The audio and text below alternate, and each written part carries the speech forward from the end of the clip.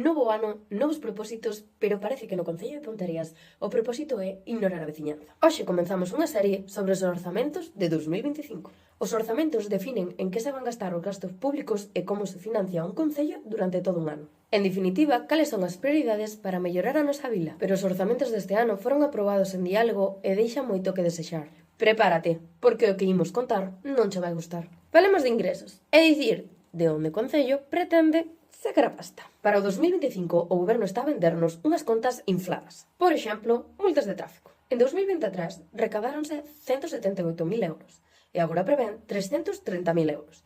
Casi o dobre. En serio?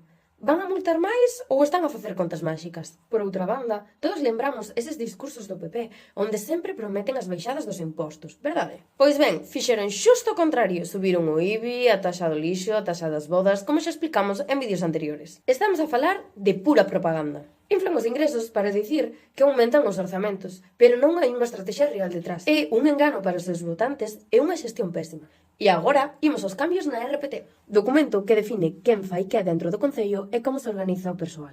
Se queres saber máis sobre isto, vai un vídeo anterior onde o explicamos detalladamente. Podemos dicir que estes cambios na RPT son o mesmo que privatizacións encobertas. Sabías que eliminaron moitos postos de traballo? Nos quitaron un posto de traballo, a pesar de que as traballadoras levan meses denunciando as condicións precarias nas que están traballando. Se queres saber máis sobre este tema, no noso feed hai uns cantos vídeos explicativos. Eliminan un peón de desbroces, un posto que crearan eles mesmos na legislatura pasada, pero así poden xustificar a privatización do servizo de poda e de desbroces. En educación quitan un conserxe e 2 educadores. Menos apoio nos centros educativos. Isto sí que é mirar polo futuro da nosa vila.